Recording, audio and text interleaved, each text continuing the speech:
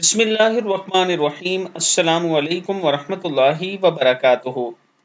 نماز عشاء کے بعد یا بستر پر اپنی دنیا کے لیے یہ دعا پڑھیں: حسبنا اللہ لدنیانا، حسبنا اللہ لما اہمنا، حسبنا اللہ لمن بغى علینا، حسبنا اللہ لمن حسدنا، حسبنا اللہ لمن کادنا بالسوء، حسبنا اللہ عند الموت، حسبنا اللہ عند القبر، حسبنا اللہ عند الحساب۔